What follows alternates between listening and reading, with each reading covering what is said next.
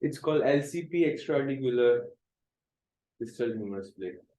So screenshot to understand. I think in the Okay. whole article how to do the Well, good morning. How are you today? So today I talk about the technique of kinematic alignment, total knee arthroplasty. There are some derivatives, so some techniques in terms of kinematic alignment. This is the true kinematic alignment. In other words, caliper kinematic alignment. This is a true measured technique, pure measured technique. So bone cut in same thickness to the component thickness. In the most one, distal and posterior are 9 millimeters. So the cut, so distal femur, the lateral side, 9 millimeter, and medial side 7 millimeter. The different 2 millimeter difference is the cartilage thickness.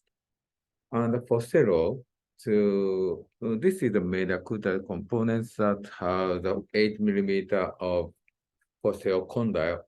So cut the 8 millimeter for each condyles.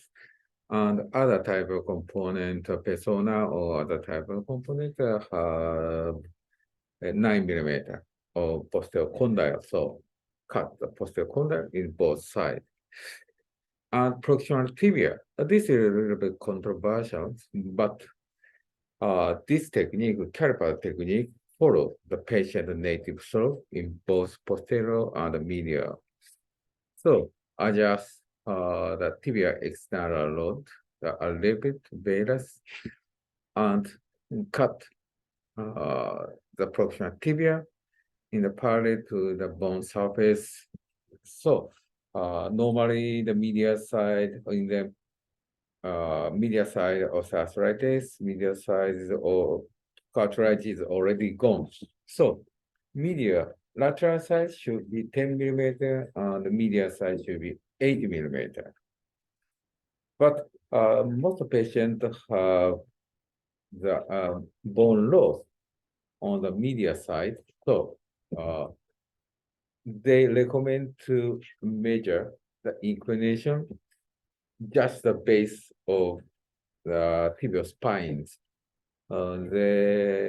Maybe there are still intact cartilage, the base of tibial spines.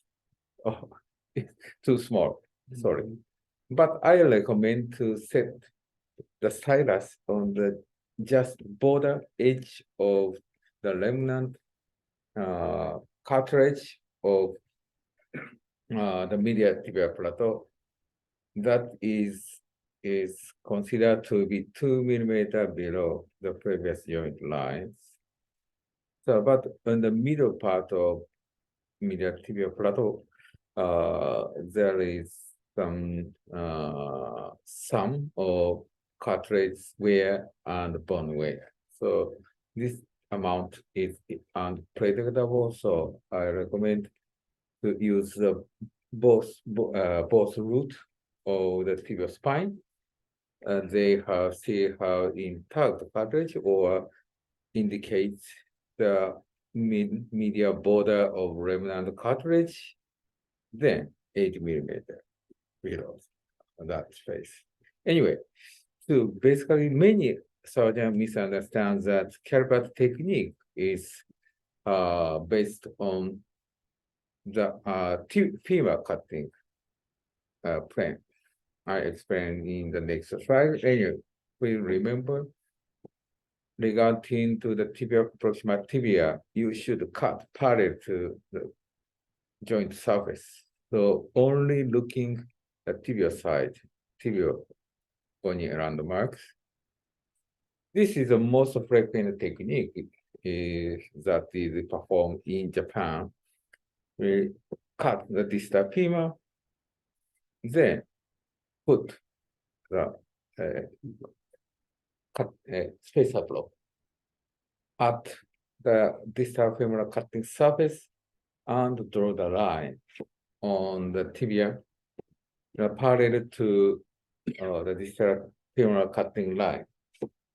Then, if we cut here this line, the gap balance is adjusted automatically already. So this is the so-called inline traction technique.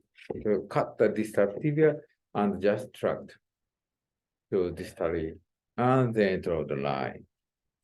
And that is the most frequent use technique in Japan. But unfortunately, there are lack of manuscripts, published paper. There are only 1 or 2 papers are available so far. So anyway, I recommend to my friends, they perform this kind of kinematic alignment, please publish as quick as possible. Anyway, this is one very, very simple one. We don't need any special tools using this one. And so some surgeon is using special gauge, so-called curved gap gauge. That is a various thickness of the curved gauge that can measure the space between the trial component for the femoral size and the tibial surface, tibial plateau, before the completion of femoral distal cut, and then insert the trial on the cutting edge of the femur and applies the various mild various valgus stress and measure this space. So this space can imply the space between cartilage and bone wear.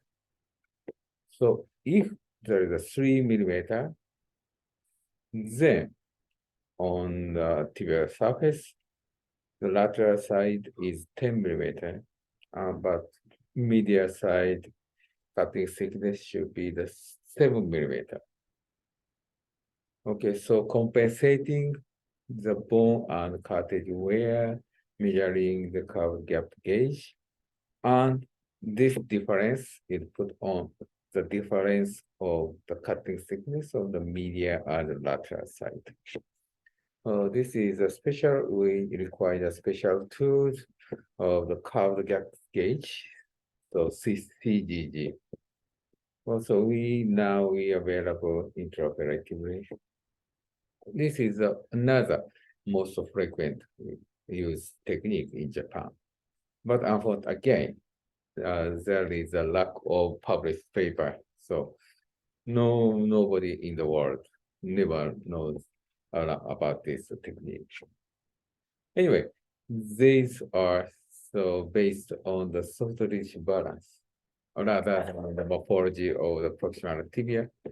So we call it, this is a soft tissue respecting kinematic alignment. So bone cut is made based on the gap balancing.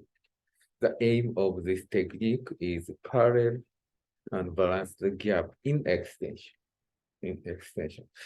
Because to adjust the extension gap is very, very important to stable standing and walking. Okay.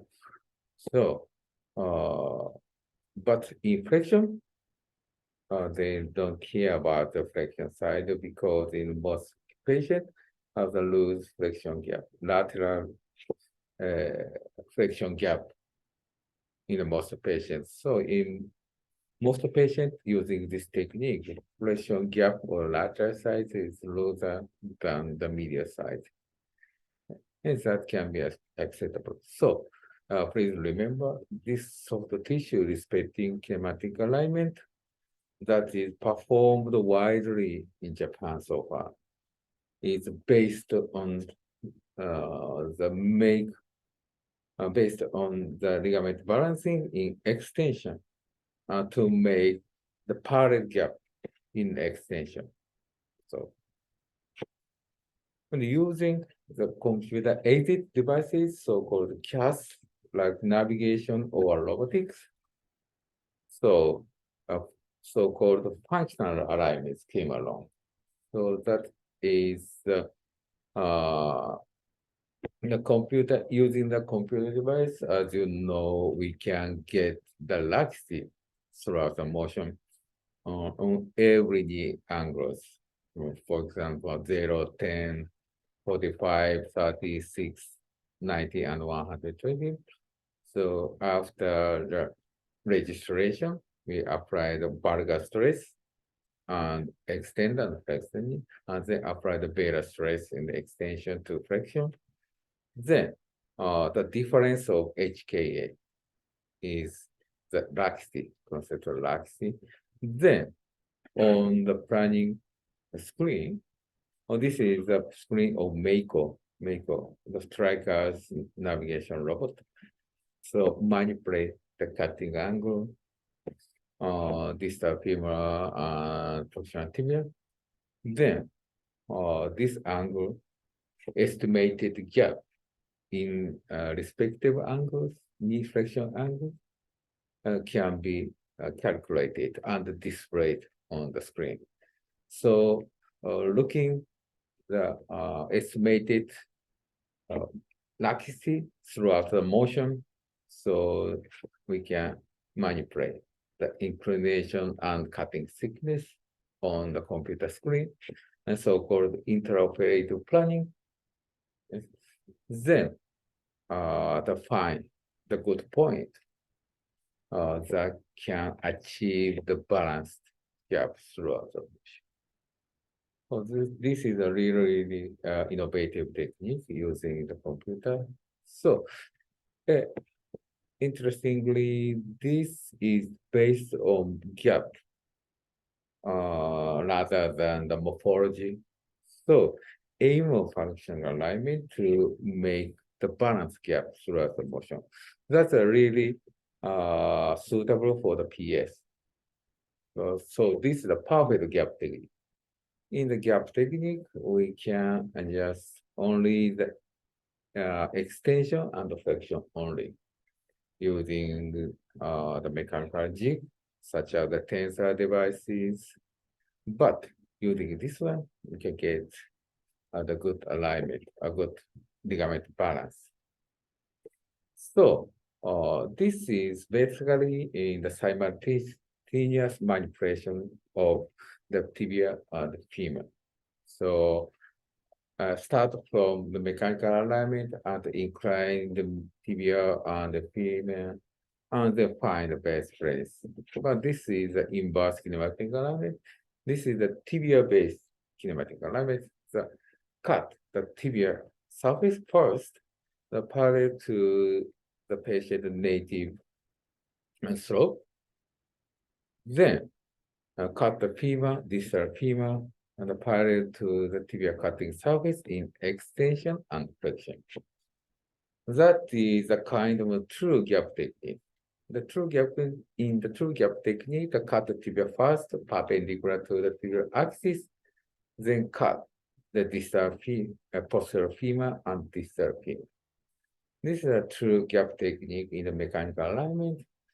So this is such like the gap balancing technique for the kinematic alignment.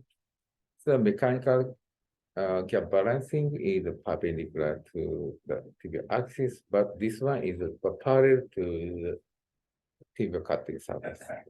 Then manipulate the femur cutting angle. So basically, this is used with the computer navigation, like the functional alignment. So such kind of tibia-based functional alignment. Oh, this is another system using the robotics. So similar to the caliper kinematic alignment, so cut this femur in the same thickness as component thickness, then manipulate the tibial cutting angle. So there are the many types of functional alignment, but basic is create the balance gap throughout the motion using the computer-aided technique. That is the difference. The kinematic alignment is basically the anatomical approach, so-called measured reception, to cut the bone surface in the same thickness as component, and the functional alignment create the balance gap throughout the motion. So, we have no time. Okay. Anyway, so tomorrow I will finalize the summary of these approaches. Thank you for joining. See you tomorrow.